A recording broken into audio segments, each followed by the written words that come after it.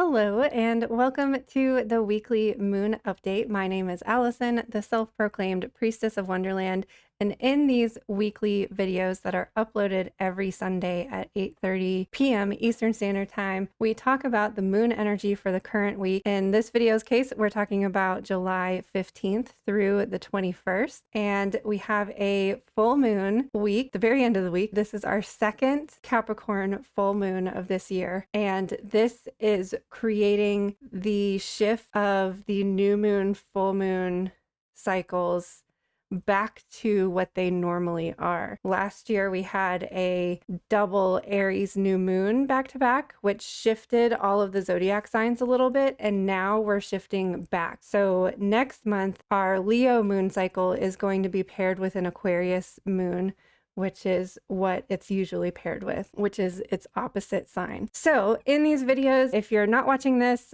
when it premieres on Sunday, there's always timestamps in the description box below so that you can jump around to different days of the week. Or if you just want to skip ahead to the oracle cards to see what the energy is going to be like for this week, those timestamps are there as well. So we will be streaming live on Twitch on Wednesday, the 27th. So let's jump into this full moon week.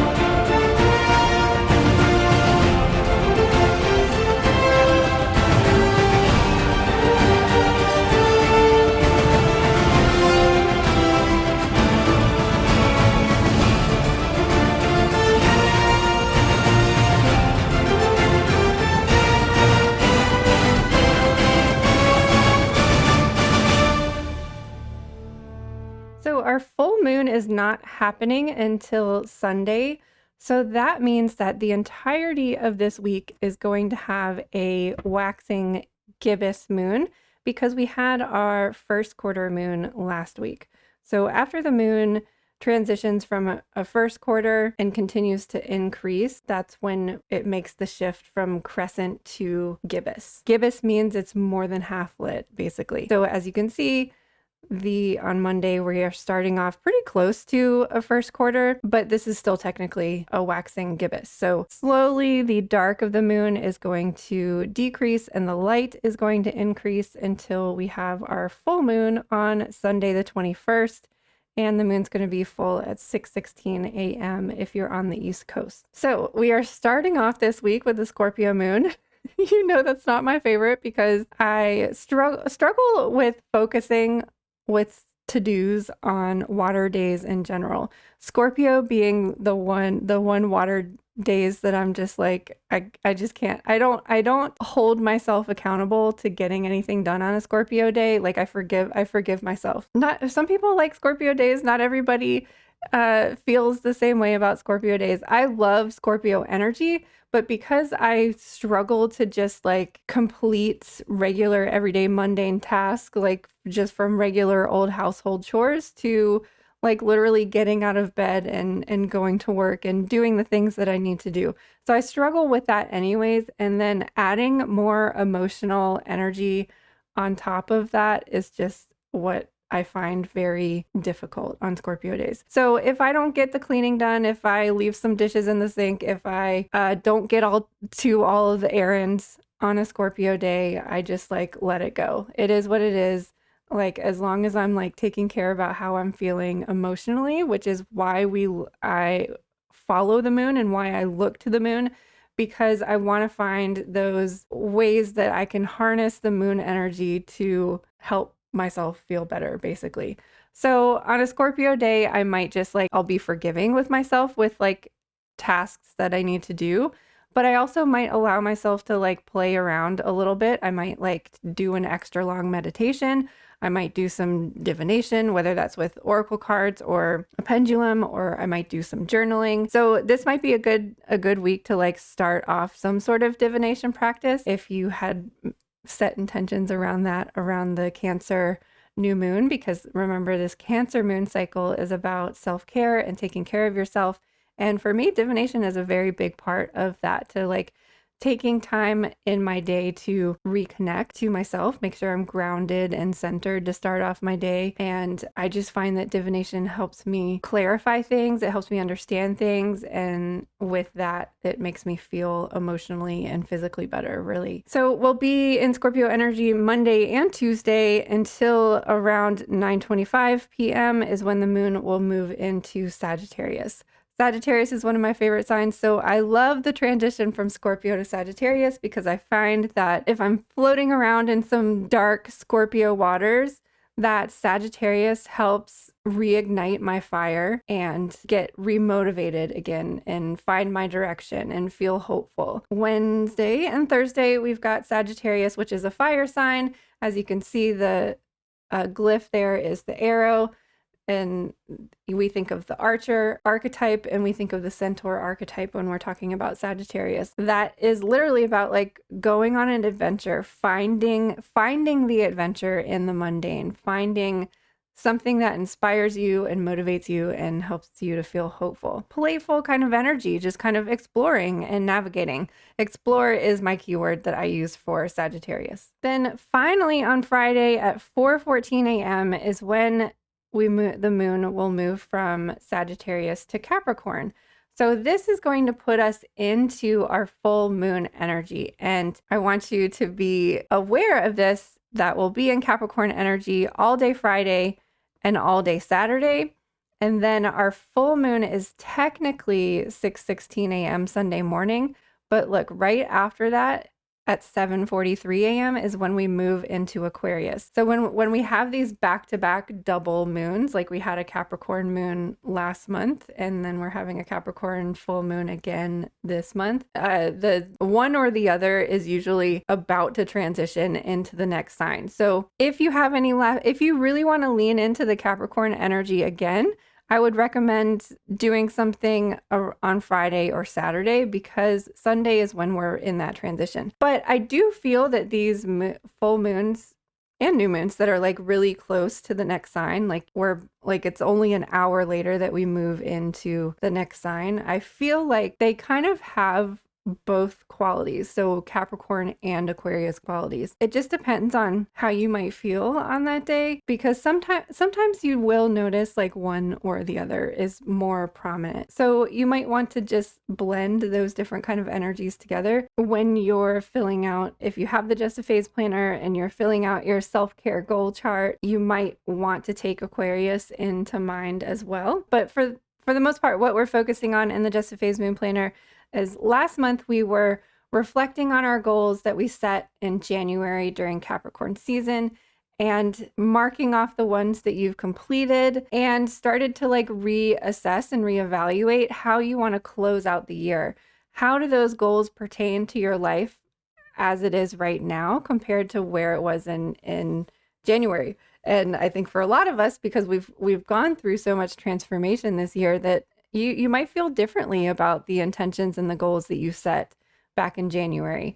So now is the time with these two Capricorn full moons is to kind of like reevaluate and readjust. Like, are these goals still what you want, or do you need to change them and finish out the year in a totally different way? For this full moon in particular in the planner, we're focusing on self-care because we are in the Cancer season and within the Cancer moon cycle. Cancer is that loving, caring, nurturing, mothering energy. And so I think it's really important to include self-care when you're setting goals and intentions, because a lot of times, especially if you have a perfect blend of like Leo optimism and Piscean over the top dreamy energy that I have, I tend to have these really big dreams and these really big goals without realistically looking at whether or not there's even just enough hours in the day to complete all of the things that I want to complete.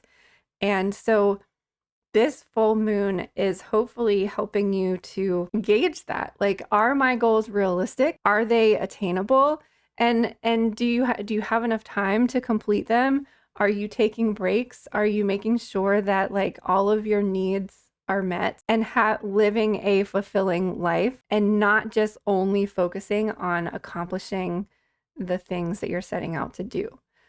Personally, for me, what I've noticed that I've done through this reflection process is I've noticed that I've totally neglected specific areas of my life and only focused on money and finances and career and how to progress in that way. And they're both connected. Like, these things that I've neglected are inhibiting me from reaching my goals because I'm not fulfilled in those other areas of my life. So it's draining. It's almost like draining energy from me. So I'm lacking the energy to focus on my career goals because I'm so worried, stressed, anxious, concerned about this other aspect of my life. I think this moon is a wonderful reminder that we do have to put energy into things. We have to work on the things that we want to sustain and maintain in our lives, or you need to release it or let it go. And the reason we're setting goals when we're talking about Capricorn is because Capricorn wants to achieve these things. They're going to climb the mountain. They're going to make it through the hardest part of winter. And this full moon can illuminate the things that are working, what isn't working, and Capricorn just helps us find a way to make it work if you want to make it work.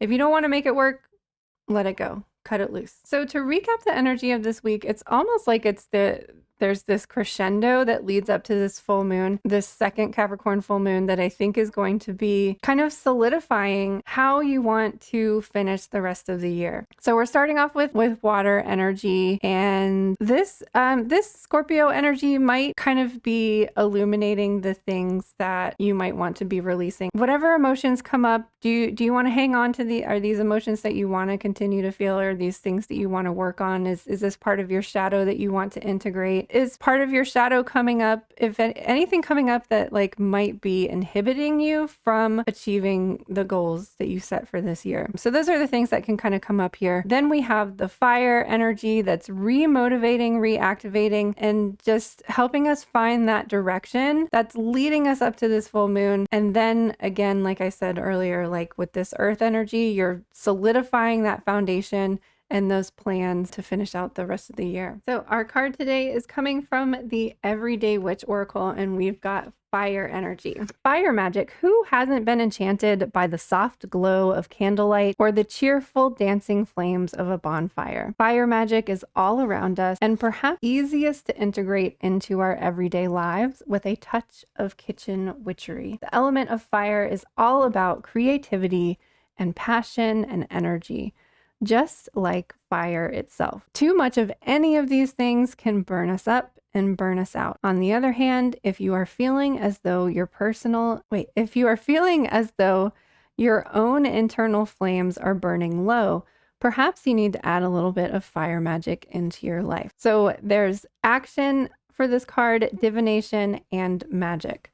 So the action is the simplest way to connect to magic. The magic of fire is to light a candle. This can be anything from the smallest tea light on your altar to a set of beautiful beeswax tapers added into your dinner table. Light a candle and send out a prayer, or just sit in meditation for 5 minutes as you watch the flame. Commit to lighting a candle, the same one briefly, or a series of candles that you let burn down until they are gone, every night for a month.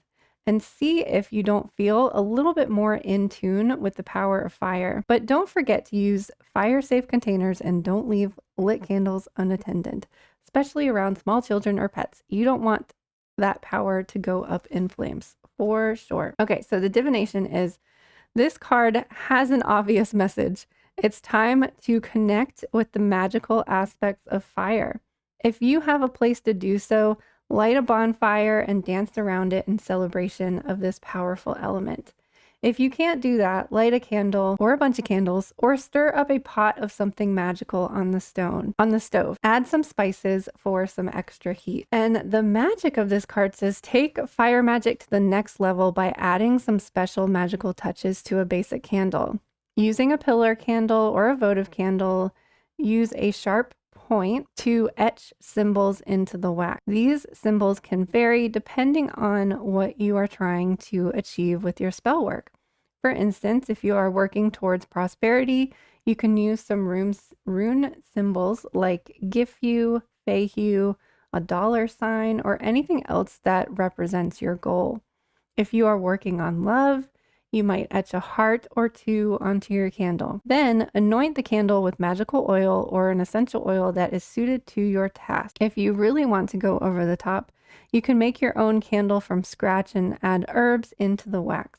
Just remember during all that you do to concentrate on the power of fire and to draw on that when you finally light your extra magical candle. So I love this, even though we're talking about an earthy Capricorn moon, I love these simple rituals to do because there does seem like something very significant about solidifying your goals for the rest of this year. I know I've said that a bunch of times in this video already, but it just seems like we should be doing something significant to mark that. And lighting a candle is something that's really easy for everybody to do. I light a candle for every new and full moon for the most part, or any ritual that I'm doing, no matter if it's an earth moon or not. So I think this is a really beautiful card with simple ritual suggestions, especially if you are able to go outside and light a bonfire, or if it's too hot where you are and you're like, the thought of a fire is so gross. I like to have tiki torches throughout my yard, and I light them if I do any outdoor rituals or whatever, not only for light, but it just adds that fire magic to it. And fire is very powerful magic. I mean, all the elements are, but I just love this because it's easy, inspires you to go outside during the summer, or just creating a simple fire ritual on your altar in your house. So our chakra card here is an Earth Star chakra card. The crystal they recommend is brookite, and the herb is frankincense resin. So frankincense might be something that you might want to add like to your candle as well. So cosmic exchange. Feel the totality of the cosmos within you, above you, around you, and beneath you. There is a fountain of light that circulates through the soles of your feet up to your crown and back again, healing you, grounding you, connecting you to all that is. You are worthy of this divine flow of healing light, and you are a channel of it as well. You are always in the embrace of all. Rest in that knowing. So the Earth Star chakra is below your root chakra. It's actually like not on your body. It's like a foot below your feet. And this is what connects us deep into earth energy and earth magic. I kind of see the Earth Star chakra as like the spirituality of earth energy, or like those untangible things, or the things that you can't see in regards to earth magic, versus the root chakra is like feels more physical, like the actual earth, the dirt, the rocks, the trees, the plants, the like actual physical part of the earth, and connecting to that energy. Whereas the Earth Star chakra is more for me about connecting to the elementals, because like we can't see them, connecting to ancestors, like the things that are buried within the earth. Everything, I feel like it's connecting to everything that ever existed on the earth. For example, ancient civilizations like Atlantis or Lemuria, as well as just like everything that's ever existed, the dinosaurs, the things that we were not born to see and witness. I think we are able to contact or connect to that with the Earth Star chakra. And our gemstone is azurite, a third eye chakra gemstone of psychic mastery, vision, and confidence. It's known as the Priestess Stone and was prized by Cleopatra, who believed it gave her psychic powers. Azurite cleanses the subconscious of emotionally charged thoughts and negative feelings. It transmutes any hidden limiting beliefs that prevent you from walking fully in your power.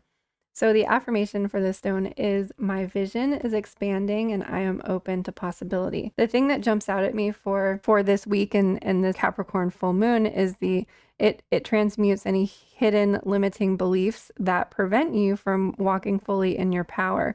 Because I feel like that kind of relates to what I was saying about the Scorpio energy on Monday and Tuesday, possibly bringing up those things like, what are those thoughts, feelings, those doubts that come up when you think about achieving your goals. So helping you to kind of navigate and explore, like, where did this doubt come from? Where did this negative thought come from? And how can I combat it? How can I integrate it, heal from it, grow from it, learn from it? With the Earth Star chakra card and with the Azurite crystal card here, I feel like this moon is going to be significant in really reevaluating your goals from a more authentic and like connected to your higher self and your life purpose perspective. Like, we kind of get lost when we're setting goals. I mean, a lot of us have like financial goals and we want to have this financial success and prosperity so that we can have X, Y, and Z, but it's more of like a material and superficial reasoning behind the goals, whereas I think we're being asked to like redefine what success really looks like for you, because I think we all know, like, I mean, money doesn't solve all of your problems or answer the questions that you came here to answer, and it doesn't fulfill the purpose that maybe we came here to fulfill. So setting your goals and intentions in regards to your highest good, not just like having the most money and the fanciest car and the prettiest house and all the clothes that you want. Setting goals and intentions that really support your highest good, that really leads to you experiencing more joy and feeling more fulfilled emotionally, internally, and reconnecting to your purpose and making sure that your goals are in alignment with that. So thank you so much for watching. I hope that you have a happy, wonderful Capricorn full moon. I hope you're able to tap into your fire magic and hang out with your cat by a bonfire, lighting candles like this lady is on the card. And I appreciate you being here so much. I can't wait to see you on the other side of the looking glass again sometime soon.